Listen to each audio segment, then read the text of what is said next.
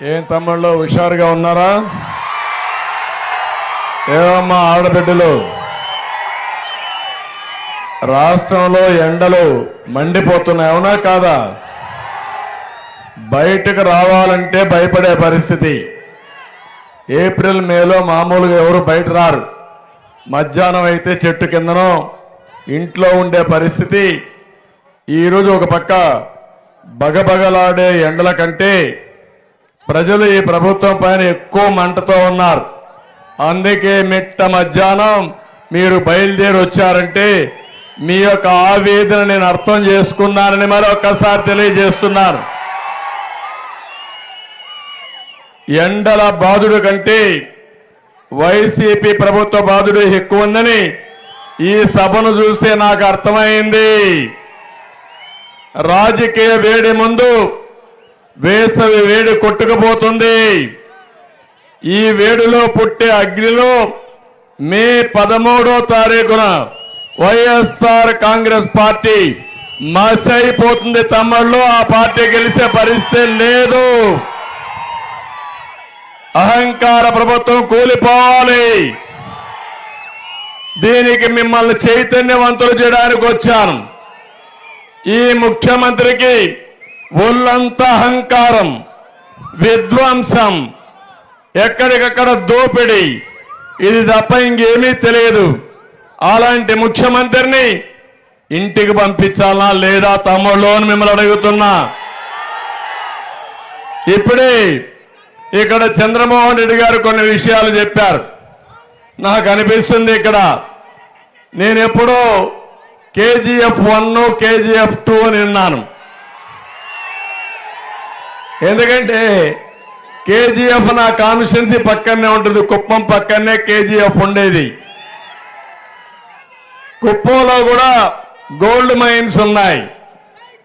అయితే ఈరోజు మీరు ఒక్కసారి ఆలోచిస్తే ఇక్కడ కేజీఎఫ్ 1 కేజీఎఫ్ 2 చూడాలంటే కోలారుకు పోవాలి, కేజీఎఫ్ 3 చూడాలంటే సర్వేపల్లికి రావాలి. అవునా కాదా తమ్ముళ్ళు అడుగుతున్నా. కేజీఎఫ్ అంటే Kakani Govardhan fields. Kakani KGF create చేసుకున్నావు, అందులోనే నిన్ను పాతి పెడతానని చెప్పి హెచ్చరిస్తున్నా. అక్రమంగా క్వార్జ్ తవ్వకాలు, సిలికా తవ్వకాలు, గ్రావెల్ తవ్వకాలు, ఈ అవినీతి మంత్రి ఎంత లోతుకు కూడిపోయాడంటే మళ్ళీ పైకొచ్చే అవకాశమే లేదు. శాశ్వతంగా గోతులోనే ఉంటాడు. ఏమాత్రం అనుమానం అవసరం లేదు. నువ్వు తవ్విన గోతులే, నువ్వు కొట్టిన ఈ కొండలే, నువ్వు దోచిన ఈ సహజ వనరులే రేపు నీకు రాజకీయ సమాధి కట్టబోతున్నాయి. కబద్దార్, జాగ్రత్తగా ఉండమని హెచ్చరిస్తున్నా. నేను అడుగుతున్నా మిమ్మల్ని అందరినీ, మంత్రి ధాన్యం రైతు తన జీవితంలో ఎప్పుడైనా ఇంత కష్టం చూశాడా తమ్ముళ్ళు అని అడుగుతున్నా. కాకాని ఇలాకా ఈ నియోజకవర్గంలో మంత్రి వ్యవసాయ మంత్రి, మీ కష్టాలు తీరాయని మిమ్మల్ని అడుగుతున్నా. ఒక మంత్రి అంటే కనీసం నియోజకవర్గంలోనైనా తన శాఖలో న్యాయం చేసేవాడు మంత్రి. అలాంటి అసమర్థ మంత్రి ఈయనొక సర్వేపల్లికి పుట్టినటువంటి వచ్చినటువంటి మన కర్మ ఇది. ఇలాంటి వాడిని మంత్రిగా గుర్తించడం అంటే ప్రజాస్వామ్యమే వెలవలబోయే పరిస్థితి వస్తా ఉంది. నేను ఒకటి అడుగుతున్నాను, ఇప్పుడే చెప్పాడు ఈయన అరాచకం. అక్రమ టోల్ గేట్ ద్వారా కృష్ణపట్నం నుంచి కంటైనర్ టెర్మినల్ తమిళనాడుకి వెళ్ళిపోతే 10,000 మందికి ఉపాధి కోల్పోయారు. అవునా కాదా అని మిమ్మల్ని అడుగుతున్నా. మితిమీరిన జోక్యం, మితిమీరిన దోపిడీ, ఇష్టానుసారంగా చేసే పరిస్థితికి వచ్చాడు. వైసీపీ ఎమ్మెల్యేని చూస్తే మైనింగ్ మాఫియా, దీనికి కొండలు గుట్టలు చెరువులు ఏమి మిగిలాయని అడుగుతున్నా. పాపం మా చంద్రమోహన్ రెడ్డి పోరాడి బక్క చిక్కిపోయాడు. అతను మాత్రం దోచుకొని ఒళ్ళు బలిసిపోయిందని చెప్పి కూడా నేను హెచ్చరిస్తున్నా. ఈ గూడూరు చుట్టుపక్కల ఒక్క సిలికాలో 4,500 కోట్ల రూపాయలు దోపిడీ. నాకే అర్థం కాలేదు తమ్ముళ్ళు, నాకే కళ్ళు తిరుగుతున్నాయి. ఈ కోట్లు మాట్లాడుతా ఉంటే అది ఏం కోట్లో నాకే అర్థం కావడం లేదు. లీజ్దారులు తరివేసి టన్నుకు 1,400 రూపాయలు ఇష్టానుసారంగా దోచుకుని, ఇక్కడ చూస్తే క్వార్జ్ అయితే 3,000 రూపాయలు ఉంటే ఇప్పుడు అక్రమంగా మొత్తం దువేశారు. 50,000 కూడా అమ్మేస్తున్నారు.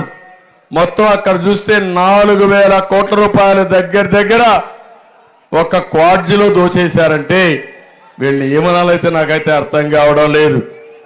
నేను ఒకటే చెప్తున్నా, ఈయన ఏ స్థాయికి పోయాడంటే, నేను నిన్నటి వరకు చెప్పాను, ఈ జగన్మోహన్ రెడ్డి ఒక్కడి వల్ల మీకేమైనా లాభం వచ్చిందా తమ్ముళ్ళు అని మిమ్మల్ని అడుగుతున్నా. రైతులు మీ ఆదాయం పెరిగిందా అని మిమ్మల్ని అడుగుతున్నా. కూలీలు మీకు కూలీ దొరికిందా అని మిమ్మల్ని అడుగుతున్నా. మహిళలు మీకేమన్నా ఆదాయం వచ్చిందా అని అడుగుతున్నా. అందరూ నష్టపోయారు. మామూలు నష్టం కాదు. ఒక పక్క దోపిడీ, ఇచ్చేది 10 రూపాయలు, దోచేది 100 రూపాయలు. అదే మారిగా దోచుకునేది 1000 రూపాయలు దోచుకునే పరిస్థితికి వచ్చారు. ఇంత దౌర్భాగ్యమైన ప్రభుత్వం నా జీవితంలో చూడలేదు. ఏ స్కీమ్ అయినా అది ఒక స్కామ్ ఉంటుంది. భూగర్భ ఖనిజ సంపద అదే మారిగా ఏవైతే ఎక్కడికక్కడ మొత్తం ఊడ్చేసే పరిస్థితికి వచ్చారు. ఈరోజు ఇతను చూస్తే రాష్ట్రంలో 5 మంది అవినీతి పరులు రాష్ట్రాన్ని దోచుకుంటున్నారు. జగన్మోహన్ రెడ్డి పక్కనే ఒక ఆయన వచ్చాడు, ఏటు విజయసాయి రెడ్డి, పెద్దిరెడ్డి, అదే మారిగా సజ్జల రెడ్డి, ఇంకో పక్క చూస్తే సుబ్బారెడ్డి. ఇప్పుడు 6వోడుగా తయారయ్యాడు మీ కాక అని. ఏంటో నాకే అర్థం కావడం లేదు వీళ్ళు చేసే పనులు. నేను ఒకటే అడుగుతున్నా, ఈరోజు ఉదయగిరి నారాయణ అనే దళితులు చంపేస్తే చర్యలు తీసుకున్నారా తమ్ముళ్ళు అని అడుగుతున్నా. కడాన చంద్రమోహన్ రెడ్డి గారు ఢిల్లీ వరకు వెళ్ళి హ్యూమన్ రైట్స్ కమిషన్ దగ్గరికి వెళ్ళి వాళ్ళు లెటర్ రాస్తే తిరిగి ఆర్థిక సహాయం చేసే పరిస్థితికి వచ్చారు.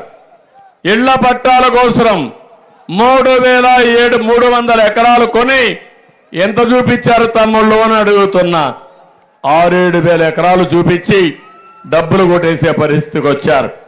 కరోనాలో డబ్బులు వసూలు చేసి కరోనా ప్యాలెస్ కట్టిన గొప్ప హీరో ఈ కాకానని చెప్పి కూడా నేను మీకు తెలియజేస్తున్నా. ఇలా వీళ్ళ అక్రమాలు అరాచకాలపై పోరాడితే చంద్రమోహన్ రెడ్డి పైన 22 కేసులు పెట్టారు. నా మీద ఇంకొక కేసు ఎక్కువ పెట్టారు, 23 కేసులు పెట్టారు. నా జీవితంలో ఎవ్వడూ కేసు పెట్టలేదు, కానీ మొట్టమొదట నా మీద కేసులు పెట్టిన చరిత్రహీనుడు ఎవరు? నా మీదనే కాదు, ఏం తమ్ముళ్ళు ఇక్కడుండే కార్యకర్తల పైన కేసులు పెట్టారా లేదా అని అడుగుతున్నా. నాయకుల పైన కేసులు పెట్టారా లేదని అడుగుతున్నా. ప్రజల పైన కేసులు పెట్టారా లేదని అడుగుతున్నా. మీ అందరికి కూడా కసి ఉందా లేదా అని అడుగుతున్నా. కసిగా పనిచేస్తారా లేదా అని మిమ్మల్ని అడుగుతున్నా. వీళ్ళు ఇష్ట ప్రకారం చేసి నేను ఒకటే చెప్తున్నా, నేను కూడా అనుకుంటే తమ్ముళ్ళు మీ ఇంట్లో నుంచి బయట రాలేరు. హెచ్చరిస్తున్నా, భవిష్యత్తులో నేను కూడా ఏం చేయాలో చేసి చూపిస్తా. చక్ర వడ్డీతో సహా తీర్చుకునే బాధ్యత నాది. రాజకీయంలో ఈ రోజు ఉంది, రేపు ఉంది, ఎల్లుండి ఉంది. ఖబర్దార్, జాగ్రత్తగా ఉండండి. 22 సంవత్సరాలు తెలుగుదేశం పార్టీ అధికారంలో ఉంది. నేనే 14 సంవత్సరాలు ముఖ్యమంత్రిగా ఉన్నా. మళ్ళీ ఆమె ఇది చెప్తున్నాను, నేను అనుకుంటే ఇలాంటి దుర్మార్గుల్ని తొంగలను దూకేసేవాడిని మీకు అందరికి విజ్ఞప్తి చేస్తున్నా. ఇది దోచుకుని చూస్తే ఒక కేజీఎఫ్ కాకాని కేజీఎఫ్ ద్వారా 200 కోట్ల రూపాయలు మొత్తం 1000 కోట్లు సంపాదించారు. రేపు వస్తాడు, 100 కోట్లు ఖర్చు పెడతాడు, ఓటుకు 10,000 ఇస్తాడు. మీరు గాని ఉంటే పూర్తిగా తాగిస్తాడు. క్వార్టర్ బాటిల్ 1000 కాదయా 10,000 ఇస్తాడు, ఇంకా ఎక్కువ ఇస్తాడు. మీ దగ్గర డబ్బులు కొని డబ్బులతో ఓట్లు కొని మళ్ళా మీ ఆస్తుల్ని మీ అవకాశాలని దోచుకునే దుర్మార్గులు వస్తున్నారు. కానీ చంద్రమోహన్ రెడ్డి గారి దగ్గర అంత డబ్బులు లేవు, అలిసిపోయాడు, ఉన్న ఆస్తులను నమ్మాడు, 4 సార్లు ఓడిపోయాడు. అయినా కూడా పట్టు వదలని విక్రమార్కుడిగా ఇప్పుడు మీ ముందుకు వస్తున్నాడు. పార్టీ కోసం పోరాడాడు, వీరోచితంగా ముందుకు పోయాడు, కష్టకాలంలో పార్టీకి అండగా ఉన్నాడు. అందుకే నాకు మీ మీద నమ్మకంతో ఈసారి చంద్రమోహన్ రెడ్డి గారిని అభ్యర్థిగా పెట్టాను. నేను సర్వేలు చూశాను, ఐవీఆర్ఎస్ చేశాను, ప్రజాభిప్రాయం చూశాను. దుర్మార్గుడికి ఇక్కడ భయపడుతున్నారు కానీ ఎవరు ఢీకొంటారంటే చంద్రమోహన్ రెడ్డి ఒక్కడే ఢీకొంటారని మీ అందరూ చెప్పారు. బాగుంది, అందుకే నేను మిమ్మల్ని నమ్మా. అందుకే సీటు కూడా చంద్రమోహన్ రెడ్డి సమర్థుడని ఇచ్చా. ఇప్పుడు మీ బాధ్యత మీకు గుర్తుందా అని అడుగుతున్నా. గెలిపిస్తారా అని మిమ్మల్ని అడుగుతున్నా. కేజీఎఫ్ నోటిస్తారా అని మిమ్మల్ని అడుగుతున్నా. దుర్మార్గుడిని పాతి పెడతారా అని మిమ్మల్ని అడుగుతున్నా. ఈ జగన్మోహన్ రెడ్డిని చూస్తే తానే పేదల మనిషిని షో చేస్తాడు.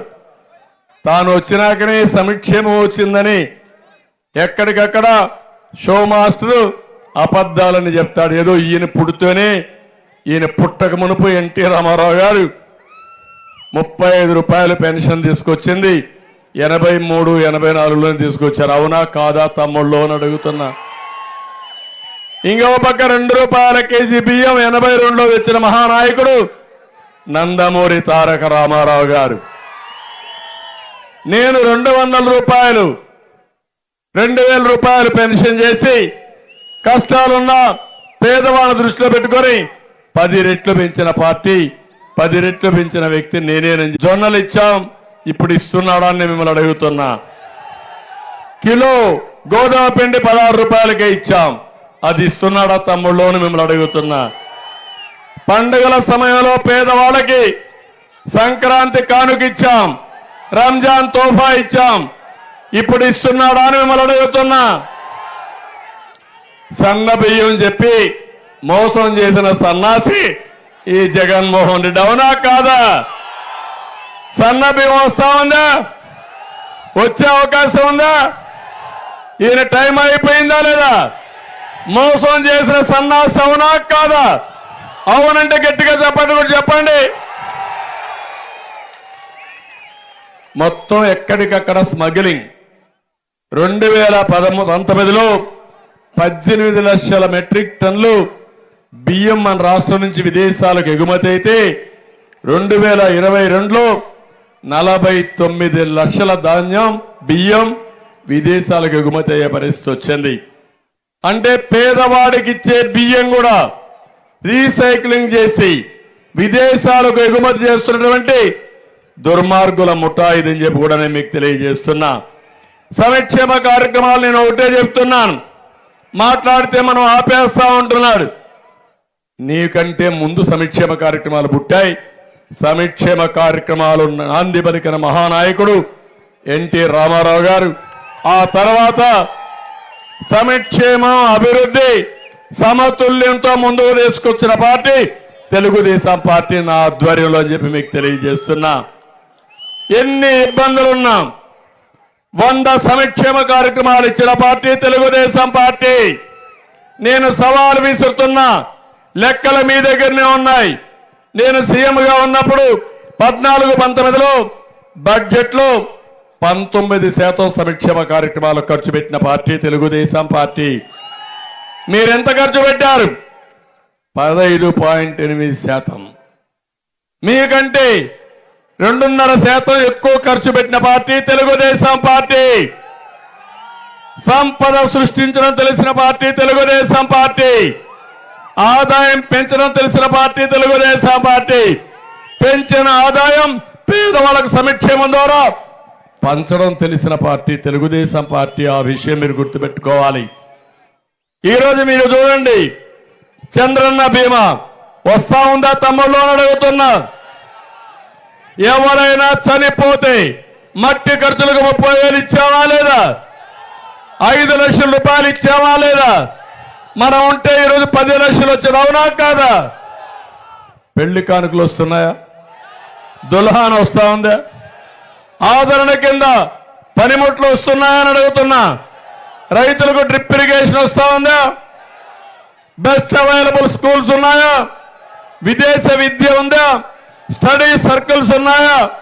చేనేత కార్మికులకి, మత్స్యకారులకి ఆర్థిక సహాయం ఇస్తున్నారా తమ్ముళ్ళు అని అడుగుతున్నా. ఏమీ ఇవ్వడం లేదు. ఎస్సీలకు 27 కార్యక్రమాలని, బీసీలకు 30 పథకాలని, మైనారిటీకి 10 పథకాలని పూర్తిగా రద్దు చేసిన దుర్మార్గుడు ఈ జగన్మోహన్ రెడ్డి. పేదల ద్రోహి ఈ జగన్మోహన్ రెడ్డి అని చెప్పి కూడా నేను మీకు తెలియజేస్తున్నా. నేను అడుగుతున్నా, మీ పిల్లల్ని మీరు చదివించాలనుకుంటున్నారు, స్కాలర్షిప్లు ఇస్తున్నాడా అని అడుగుతున్నా. వస్తున్నాయని అడుగుతున్నా మిమ్మల్ని. నేను చదివిస్తా, ఏదో ఆయన పెద్దగా చదివిచ్చేస్తున్నానని మాట్లాడుతున్నాడు. చదివించలా. స్కూలుకు రంగులేస్తే నాణ్యత పెరగల. పిల్లలకు చదువు రాదు. చదువు రావాలంటే టీచర్ల నియామకం జరగాలి. సక్రమంగా టీచర్లు చదువు చెప్పాలి. నాణ్యమైన చదివిస్తే ప్రపంచాన్ని జయించే శక్తి మన పిల్లలకు ఉందని మరొకసారి మీ అందరికీ తెలియజేస్తున్నా. అలాంటిది విద్యని నాశనం చేశారు. విద్యాశాఖ మీద జగన్ తెగులు వచ్చే పరిస్థితి వచ్చింది. మొత్తం విద్యా వ్యవస్థ భ్రష్టు పట్టిపోయే పరిస్థితికి వచ్చింది. నేను ఒకటే మీకు చెప్తున్నాను, ఈయన అంటాడు ఏదో క్లాస్ వార్ అని. కాదు, క్యాష్ వార్. నేను పదే పదే చెప్తున్నా, రాష్ట్రంలో ఉండే డబ్బులంతా ఎక్కడికి పోయిందంటే, ఎక్కడికి పోయిన తమ్ముళ్ళు అని మిమ్మల్ని అడుగుతున్నా. తాడేపల్లి కొంపకు పోయిందా లేదా అని మిమ్మల్ని అడుగుతున్నా. తమ్ముళ్ళు నేను అడుగుతున్నా ఒక మాట. ఒకప్పుడు క్వార్టర్ బాటిల్ మద్యం బాబులు కూడా ఇక్కడ ఉంటారు. ఆ రోజు తమ్ముళ్ళు ఎంత? 60 రూపాయలు. ఇప్పుడు ఎంత తమ్ముళ్ళు అని అడుగుతున్నా. 200 అవునా కాదా? 140 రూపాయలు. నాణ్యత ఉందా దాంట్లో? ఎక్కడైనా సరే ఆన్లైన్ పేమెంట్ తీసుకుంటున్నారా? కడాన కిళ్ళి కొట్లో, తోపుడు బండ్లో, టీవాలా, అందరూ ఛాయ్ వాలా కూడా నేరుగా ఆన్లైన్ పేమెంట్ తీసుకున్నారు. ఫోన్ ద్వారా ట్యాప్ చేసే పరిస్థితి వచ్చింది. దుర్మార్గుడు డబ్బులు వసూలు చేసి సాయంత్రం అయితే 100,000 కోట్ల రూపాయలు దోచేసే పరిస్థితికి వచ్చాడు. ఇక్కడే స్వర్ణముఖి ఉంది. ఇసుక దొరకతా ఉందా తమ్ముళ్ళు అని అడుగుతున్నా. ఒకప్పుడు ఒక ట్రాక్టర్ ఎంత? 1000 రూపాయలు, అవునా కాదా? ఇప్పుడెంత? 5,000. 4,000 ఎవడికి పోతా ఉందని అడుగుతున్నా. భూముల కుంభకోణం, ఇవన్నీ కూడా మీరు చూస్తే మొత్తం పెద్ద ఎత్తున దోపిడీ చేసి మనందరం భిక్షగాళ్ళు అవ్వాలి, బికార్లు అయిపోవాలి. డబ్బులంతా జగన్మోహన్ రెడ్డి ఉండాలి. ఆయన వేసే ఎంగిలి మెతుకులతో మనం బతకాలని ఆలోచించే దుర్మార్గుడు ఈ జగన్మోహన్ రెడ్డి. నా ఆలోచన అది కాదు. ఈ ప్రజలే రాజులు కావాలి. మీ అందరికి ఆదాయం పెరగాలి, పేదరికం పోవాలి, మీ జీవితాల్లో వెలుగు ఉండాలనే నా ఆలోచన. అందుకే పేదల పొట్టగొట్టే వ్యక్తి, నేను పేదల పక్షం అంటాడు. కాదు, పెత్తందారి పోకూడదు.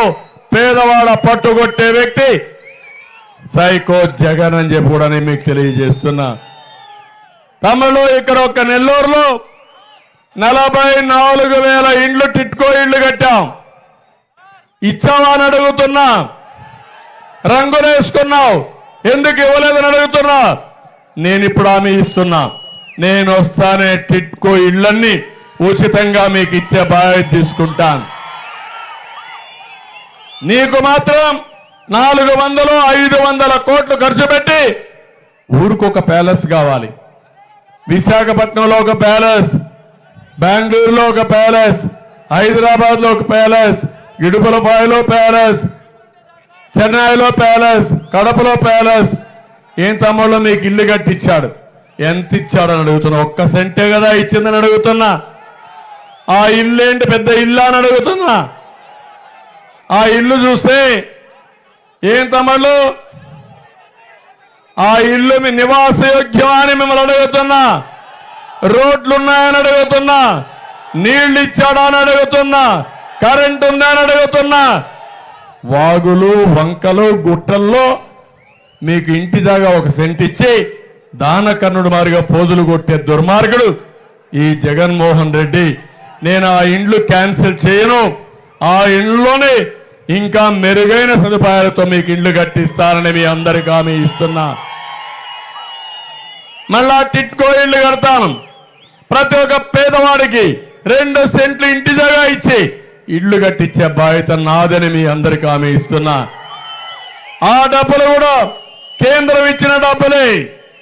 కేంద్రం 1,50,000 ఇచ్చింది, నరేగా కింద 30,000 ఇచ్చాడు.